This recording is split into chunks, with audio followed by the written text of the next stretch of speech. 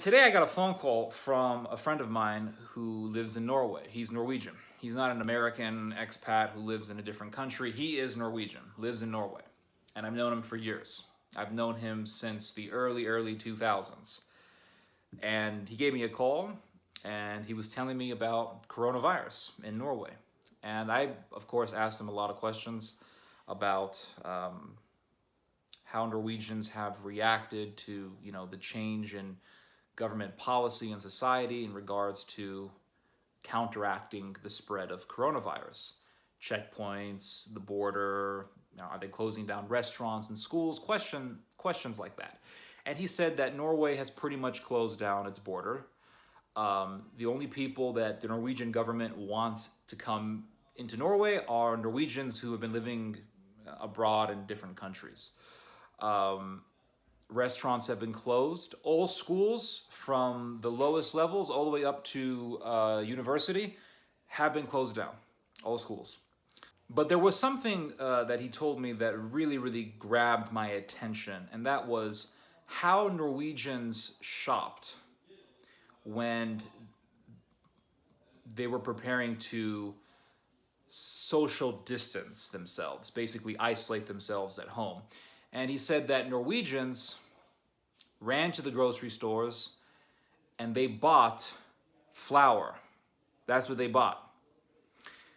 And he said that flour in all the grocery stores was cleaned out. Flour was completely stripped from Norwegian grocery stores.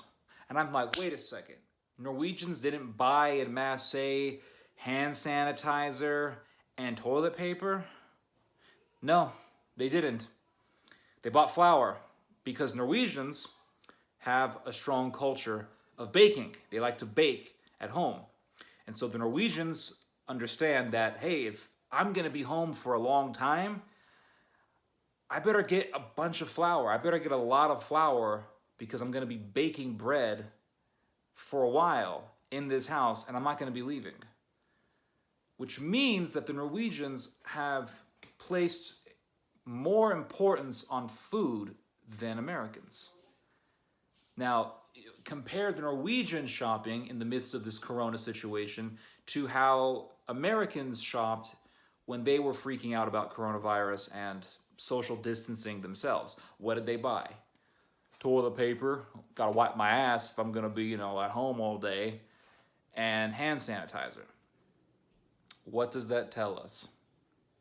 What does it tell us? It tells us that a lot of us don't really plan on staying home all day.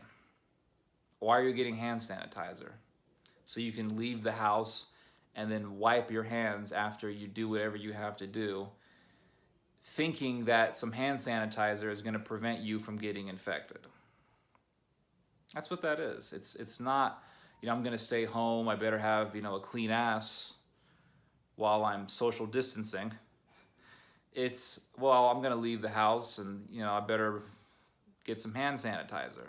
Or it's, well, I am going to stay in the house and I want to make sure that my bum is clean if I'm staying home all day. And, hand sanitizer because, I don't buy soap. What's really sickening is how people on television in America were saying, well, take proper precautions so you don't get infected with coronavirus and, wash your hands. Here's one thing I noticed about Americans. Americans don't wash their hands. They don't. Americans don't wash their hands. Every time, in fact, I have never seen an American thoroughly wash their hands. I just never seen it. I've never seen it.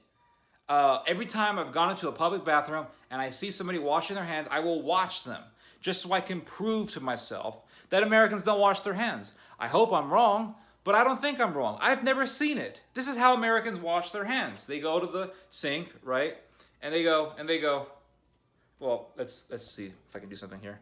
Okay, so here's the sink, right? Here's my hands, right? They turn the sink on. This is what they do. They go,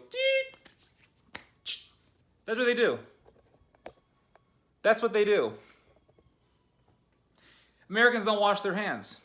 They don't scrub their hands with soap. They just put some water on there as some sort of a figurative ritual to show, hey, I'm trying to be hygienic. It's like the Muslims before they pray, before they do their 1 out of 5 prayers a day. Oh yeah, I'm washing my hands with some Zamzam water. Uh, it's ridiculous. It really is ridiculous.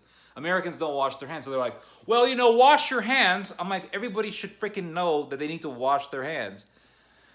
Anyway, we have lost our focus on cooking as a culture. We have the old school culture, yes, people garden, people cooked, absolutely.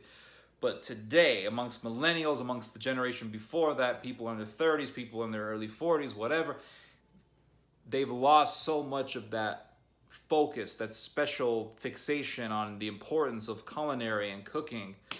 And that's been lost so much. It's been lost so much. So, for example, in Greece, they have the spinach pie, which is an ancient way of eating your greens. You put some spinach in some dough and you bake it. It's called spanakopita. And I like spanakopita. I think it's great. If you go into a Greek restaurant and you order spanakopita, what do? They give you dough that's stuffed with spinach and feta. And it's like, if you're going to call it spinach pie, then put spinach and don't put a bunch of feta in it, or else it's feta pie.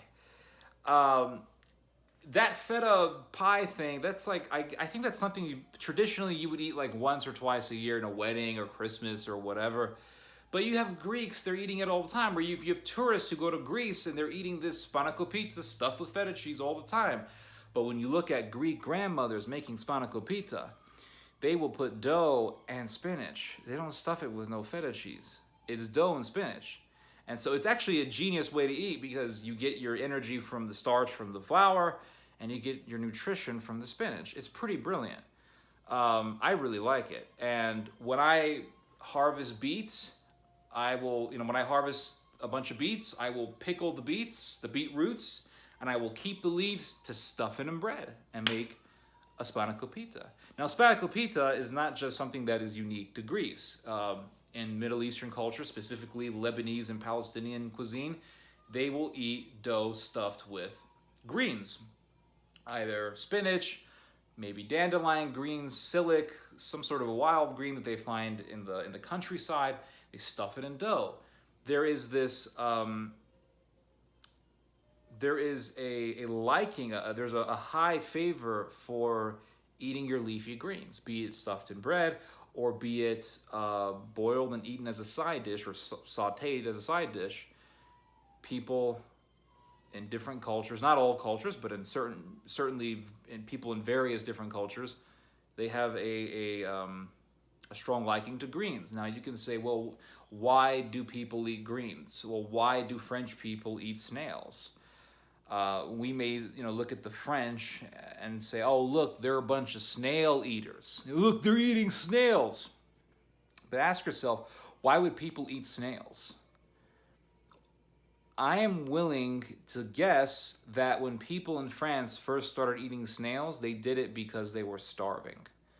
They were starving and they saw a snail and said, that thing moves. Let's eat it. And from a survival tool, from a survival mechanism, it became a cuisine. It became a part of their culture. And one thing that I've noticed about cuisines and different meals in cuisines, the most prized meals are the ones that are simple, the simplest. Because it was that food, it was those types of meals that they were eating when they were starving. And so because they ate that when they were starving, they appreciated the taste more, and thereby they still continue to appreciate it. Because they love that taste, because it reminds them of when they were starving, how that food nourished their bodies in a time of despair and desperation. It really is a beautiful thing. Why do Koreans love Spam so much? This is something that a lot of people don't know. Why do Koreans love Spam?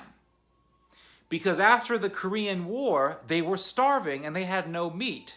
They had no meat. What they did have was an abundance of cabbage from the farms. And so they took the cabbage and they fermented it and they made it into kimchi. And then After the Korean War, all they had was a bunch of kimchi because they had all this cabbage. So they fermented it. They had an abundance of kimchi. Then what do? Well, they need some meat. They have no meat. Some Koreans go to a U.S. military base and say, we're so hungry, we're so starving. The soldiers are like, oh, here's some cans of Spam. Oh, wow, thank you, sir. Thank you, American. Oh, pork. Oh, delicious pork. And so what did they do? They cooked the Spam with the kimchi. So it's like you have a bunch of Koreans going to a base, ask for some food, Americans give you a can of Spam. What happens? More Koreans come, and more Koreans come, and more Koreans come, and before you know it, Spam becomes a national delicacy. Spam and kimchi. And why do so many Koreans to this day eat it? Because that's what helped them survive.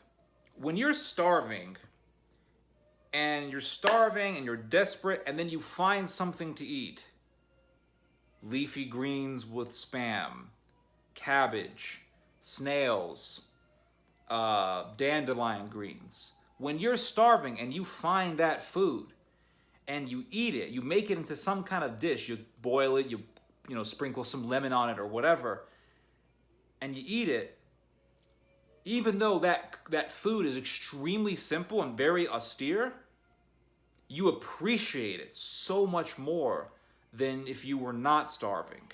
You appreciate it so much more that you want to actually relive that memory of appreciating that food and being relieved by that food, relieved from starvation by that very simple dish.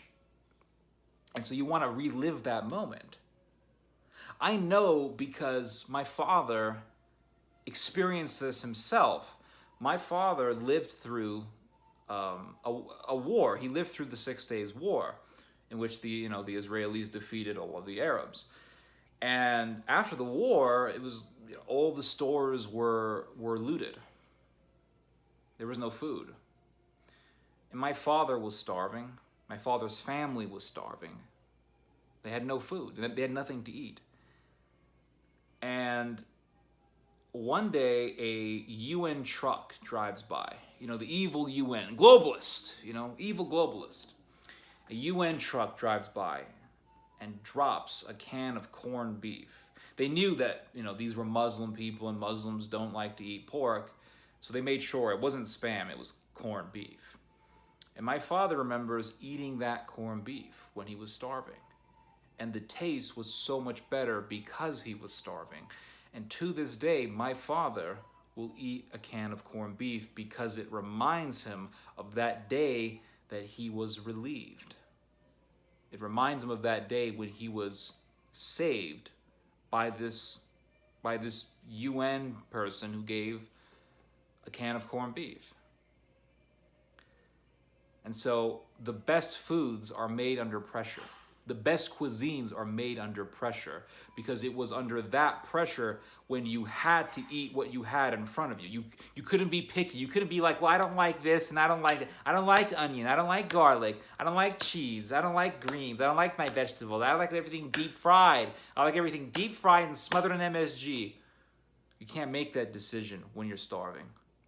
So you have to take what you have, and that dish that you make becomes something magical. It becomes something that permeates your very soul, your very conscious, and you remember it forever. Cooking is not just something you put in your mouth so you can, nourish from it. Cooking is something that gathers people together and that also gets people to appreciate life if you can understand the fact that in a state of desperation, this is something that you're going to need. And so in a time of starvation, in a time of desperation, it's food that will remind you that you have to appreciate the little things. And so the best cuisines are made under pressure. That's the bottom line. It's like that story in the Bible where St. Paul and those guys are in a boat and they're heading toward Rome, and they haven't eaten anything for 2 weeks. They were starving. And St. Paul grabbed a loaf of bread and said, "Eat this that it may save you." Connecting this loaf of bread, and he sanctified that bread. He prayed over it, and he gave it to the people, and they ate it. Even though these people were pagans, he does this prayer. And there was one Roman soldier who said, "No, throw all these people off the ship. Throw them off the ship so they can drown." And St. Paul has mercy and says, "No, no, no, don't kill them. Don't kill these people." So St. Paul rescues these people from being drowned, and then he gives them the bread so they can not starve to death. And it's this beautiful reminder of how food can unite people, but it's also this connection between food and spirituality, because he says, "Eat this bread that it may rescue you." And it's connecting that loaf of bread with the Eucharist and how the Eucharist saves the souls of people. That's why Jesus says, "Eat my flesh, drink my blood, that you may be saved." It's all very, very beautiful. But anyway, I think I've talked long enough. So yes, the best dishes are made under pressure, bottom line. All right, everyone. Hope you guys have enjoyed this message. Hope you guys have learned something from this message. You guys just heard some theology. God bless.